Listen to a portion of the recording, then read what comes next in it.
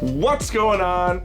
Welcome back, and today we're going to be working on a Citizens Echo Drive E111. Now, how I got this was a customer of mine told me it keeps falling off his wrist. Why it falls off his wrist is because it has a quick release bracelet. What is a quick release bracelet? Great question.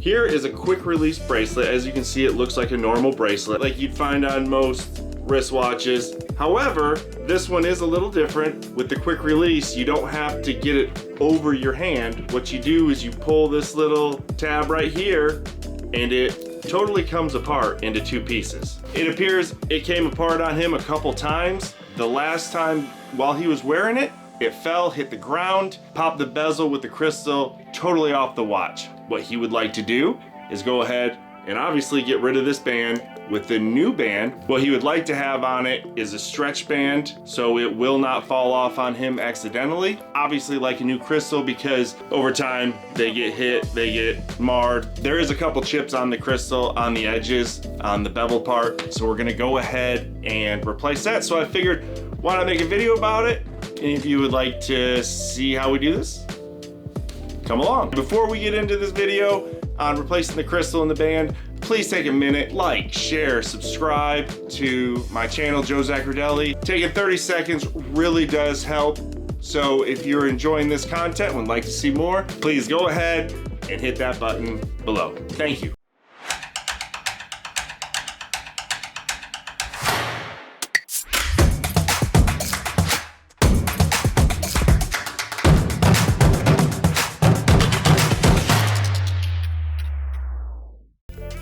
All right,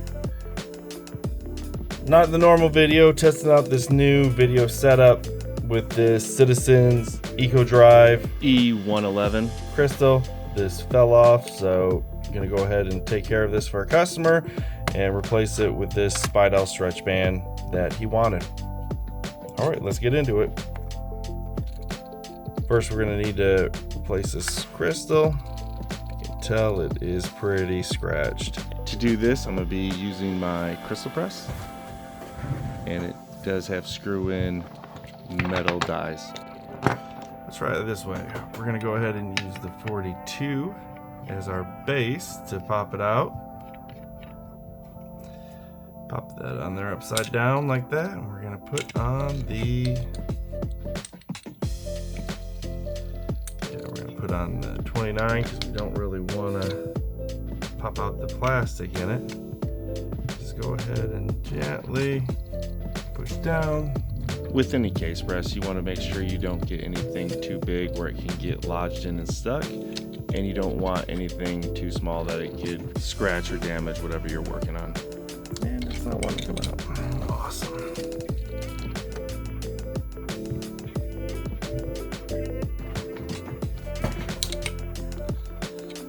Alright, it's sinking too much.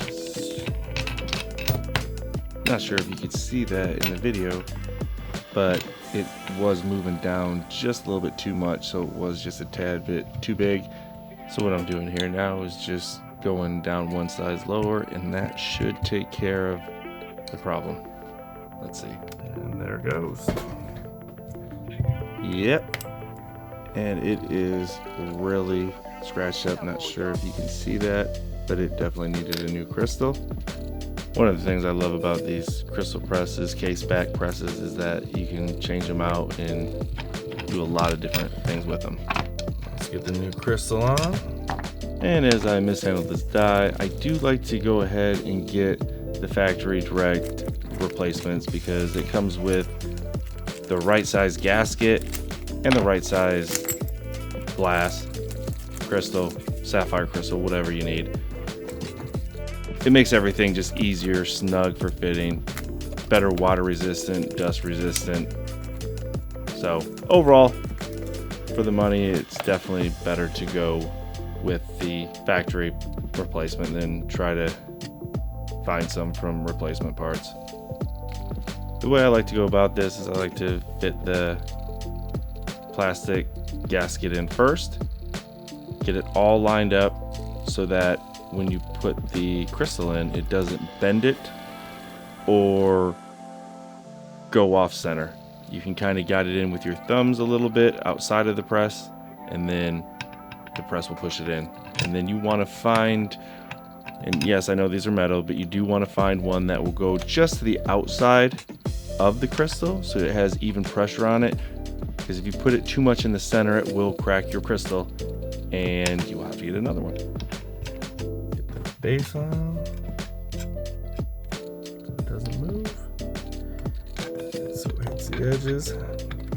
And on a side note, if you can't hear it, I am hearing the clicking, the in and out of my lens focusing. So this will probably be the last time I set it up, camera with this angle. And we're gonna go ahead here and press it down slowly. Get down and make sure that it's slowly going in, because if you go too fast and it's off center, it will crimp that hard plastic gasket and it will ruin it.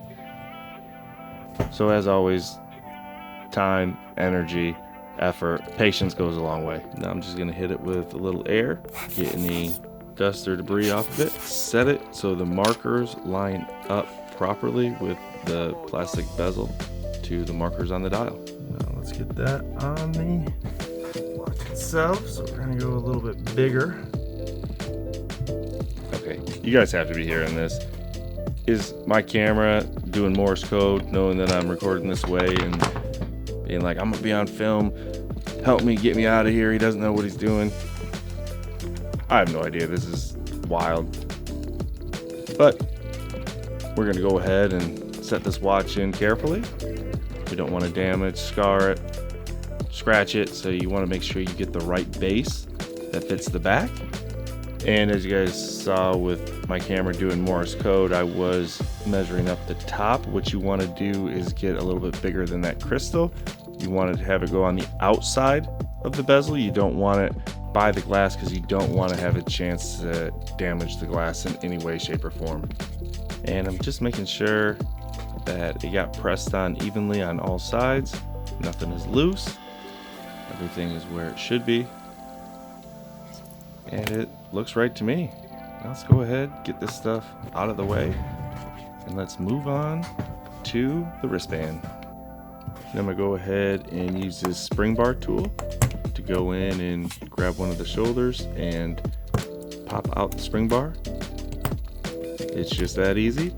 And I'm gonna reuse these spring bars and use it on this Spidel stretch band.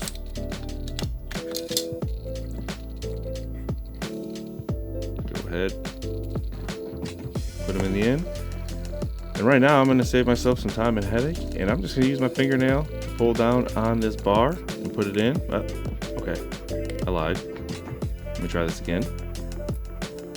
What I do is just guide it in one hole and then push it down with my fingernail, and that way avoiding me scratching anything on the watch.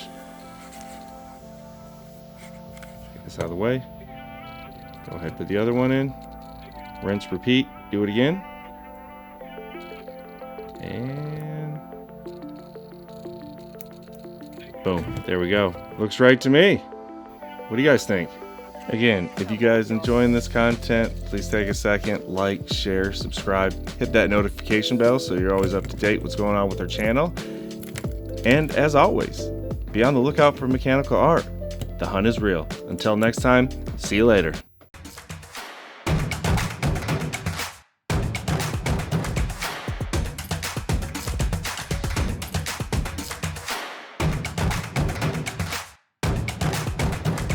You take it apart,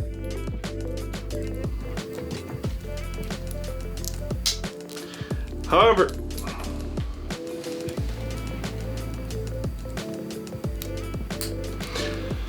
it looks like a normal bracelet.